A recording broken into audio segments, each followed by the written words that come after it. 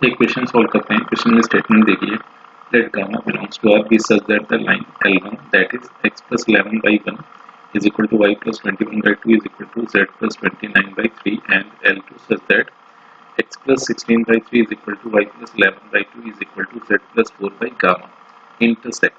Let R1 be the point of intersection of L1 and L2. Let O be the origin and n cap denote the unit normal vector to the plane containing both the lines L1 and L2. फिर इसके respect में ये अपने पास एक matrix given है, तो यहाँ पर अपने को कॉलम मैचिंग कुल मिला के जो क्वेश्चन गिवन है कॉलम मैचिंग टाइप है। तो अपने को देखना है कि पी के करस्पॉन्डिंग कौन सा ऑप्शन सही है, सिमिलरली क्यू आर एस के करस्पॉन्डिंग कौन सा ऑप्शन यहाँ पर सही हो रहा है।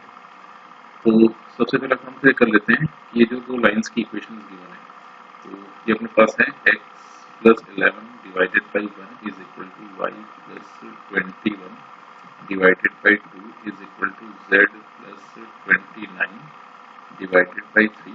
इसको u अज्यूम कर लेते हैं और इसका नाम रख देते हैं इक्वेशन नंबर 1। सिमिलरली एक काम ये किया कि जो सेकंड लाइन गिवन है that is x plus 16 divided by 3 is equal to y plus 11 divided by 2 is equal to z plus 4 divided by gamma। इसको भी कर लिया और ये आ गया अपने पास इक्वेशन नंबर 2। अब एक काम ही करते हैं कि ये जो अपने पास लाइन गिवन है लाइन L1 इनफैक्ट, तो L1 लाइन पर कोई भी जनरल पॉइंट अगर अपने को लिखना है तो सिमिलरली यहाँ पर करते हैं कि पहला और जो लास्ट वाला प्रोपोर्शन है साथ में उठाया, तो यहाँ से अगर देखा जाए तो x की वैल्यू अपने पास आ जाएगी, मतलब 1 का u से मल्टीप्लिकेशन हुआ फिर 11 दूसरी तरफ शिफ्ट हो जाएगा, तो ये अपने पास मिल गया u माइनस 11। सिमिलरली y की वैल्यू अगर यहाँ से लिखी जाए तो सेकंड और लास्ट प्रोपोर्शन को साथ में उठाया तो ये अपने पास मिल गया 2u माइनस का 21। सिमिलरली थर्ड और लास्ट प्रोपोर्शन को जैसे इक्वेट किया तो यहाँ से अपने पास मिल गया 3u माइनस का 29। तो ये एक ऐसा पॉइंट है, मतलब ये एक ऐसा जनरल पॉइंट हो गया जो लाइन L1 पे कहीं पर भी लाई कर रहा हो। सिमिलरली एक काम करते हैं लाइन L2 के रिस्पेक्ट में इसी तरह एक जनरल पॉइंट लेते हैं, तो ये अपने पास मिल जाएगा 3v माइनस का 16 और 2v माइनस का 11 फिर गामा v और माइनस का 4। अब हुआ ये था कि ये अपने पास लाइन L1 दी गई थी, सेकंड लाइन L2 दी गई थी और क्वेश्चन में कंडीशन दी गई है कि ये जो दो लाइन है एक दूसरे को R1 पर इंटरसेक्ट करते हैं। तो अब अगर R1 पर इंटरसेक्ट करते हैं तो हुआ ये कि L1 पर ये जनरल पॉइंट हम लोगों ने लिखा हुआ है, तो जनरल पॉइंट इस स्ट्रेट लाइन पर कहीं पर भी हो सकता है और एक समय ऐसा आएगा कि R1 पर भी होगा। सिमिलरली ये जो अपने पास सेकंड कोऑर्डिनेट लिखा हुआ है ये L2 पर कोई भी जनरल पॉइंट हो सकता है और उसकी लोकेशन पर भी, तो उसकी लोकेशन लाइन पर कहीं पर भी हो सकती है और एक समय ऐसा आएगा कि ये R1 भी बनेगा। तो जब ये और ये दोनों ही R1 पर है तो उस केस में इन दोनों को आपस में इक्वेट कर देते हैं। तो जैसे आपस में इन दोनों को इक्वेट किया तो यहाँ से अपने पास u minus 11 is equal to मिल गया 3v माइनस का 16। इसे फर्दर अगर सिंप्लीफाई किया जाए तो ये अपने पास मिल गया है u माइनस का 3v इज इक्वल टू ये 11 और 5, तो ये हो गया माइनस का 5 और फर्दर मिला 2u माइनस का 21 is equal to 2v minus का 11।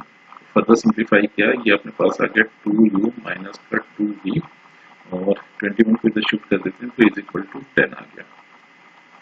फिर एक काम ये किया कि पहली इक्वेशन को 2 से अगर मल्टीप्लाई कर दे तो पहली इक्वेशन से मिल गया है 2u माइनस का 6v is equal to minus का 10।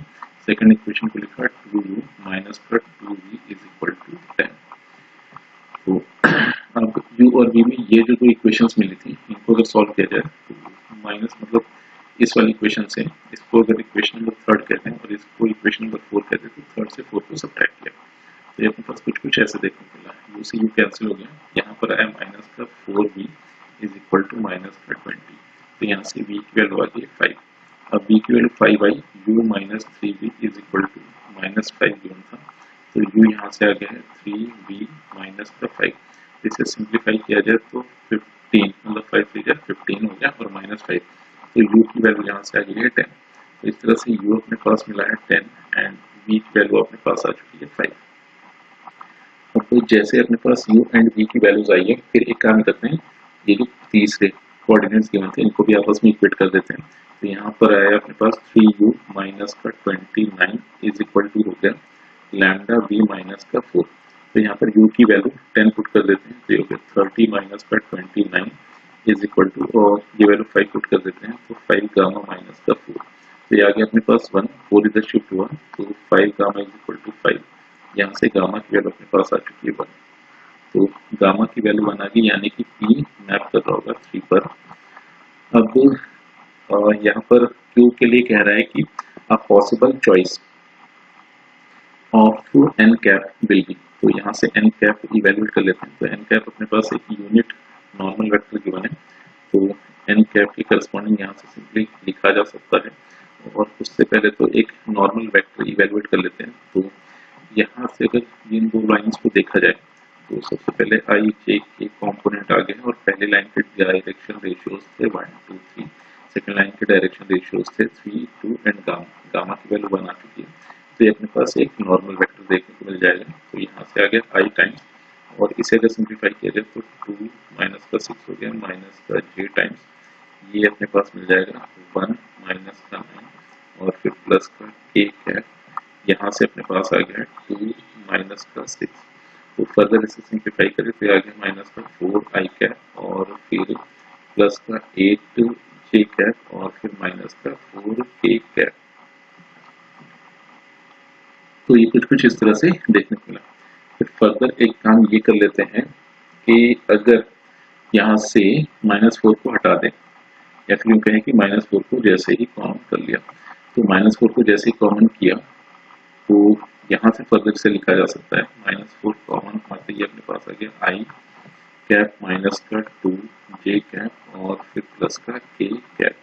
अब अगर अपने को यूनिट नॉर्मल वेक्टर लिखना है, तो ये -4 को बहुत ज़्यादा महत्व रहा नहीं, तो अब यहाँ से यूनिट नॉर्मल वेक्टर लिखा जा सकता है। सबसे पहले यहाँ पर इसका मॉडुलस इवैल्यूएट कर लेते हैं, तो मॉडुलस इसका अपने पास स्क्वायर रूट ऑफ 6 देखने को मिला। तो इस तरह से यूनिट नॉर्मल वेक्टर को अगर लिखा जाए तो वो अपने पास मिल जा रहा है 1 divided by square root of 6 i cap, और फिर माइनस का 2 divided by root 6 j cap, और फिर प्लस का 1 divided by root 6 k cap. तो इस तरह से यूनिट नॉर्मल वेक्टर अपने को देखने को मिला। तो इसका सीधा सा मतलब ये है कि Q 4 पर जाकर मैप हो जाएगा। अब यहाँ पर एक काम कर लेते हैं कि R1 जो कि दोनों लाइन्स का पॉइंट ऑफ इंटरसेक्शन था, उसे इवेल्युएट कर लेते हैं। तो वो अपने पास कुल मिला के ऐसे देखने को मिल रहा होगा, दैट इज u माइनस 11 और 2u माइनस का 21 कॉमा 3u माइनस का 29, और u की वैल्यू अपने पास 10 गिवन थी, तो ये अपने पास आ गया 10 माइनस 11, और ये आ गया 20 माइनस 21, और फिर 30 माइनस का 29। तो इस तरह से अपने पास बन गया है -1 एंड 1। तो इस तरह से R1 के कोऑर्डिनेट्स अपने पास ये आ चुके हैं। अब अगर अपने को OR1 वेक्टर चाहिए, तो ये अपने पास आ गया R1 का पोजीशन वेक्टर, और फिर माइनस का O का पोजीशन वेक्टर।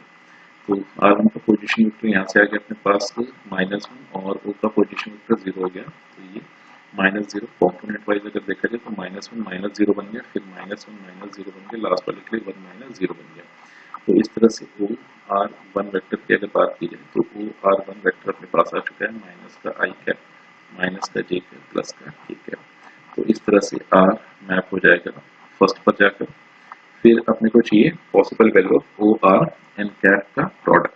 तो अगर डॉट वेक्टर देखा जाए तो OR और डॉट एन वेक्टर, तो ये अपने पास आ गया है माइनस i कैप, माइनस का j कैप, और प्लस का k कैप। और फिर नेक्स्ट अपने पास गिवन था 1 by square root of 6 i cap, -2 by square root of 6 k j cap, और फिर प्लस का 1 by square root of 6 k cap. तो डॉट प्रोडक्ट अपने पास आया दिस मल्टीप्लिकेशन दिस, माइनस का 1 बाई स्क्वायर रूट ऑफ 6, और फिर प्लस का 2 divided by square root of 6, और प्लस का 1 बाई स्क्वायर रूट ऑफ 6। तो सिंप्लीफाई करिए अपने पास आ गया 2 divided by square root of 6। तो एक काम करके इसको थोड़ा और सिंप्लीफाई करके लिख लेते हैं। तो 2 को स्क्वायर रूट के अंदर 4 बनाया, और इसको 6 लिख दिया, फिर सिंप्लीफाई कर square root of 2 divided by 3 देखने को मिला। तो इस हिसाब से अगर देखा जाए तो S 5 पर जाकर मैप हो जाएगा। तो यही इस मैट्रिक्स मैच का फाइनल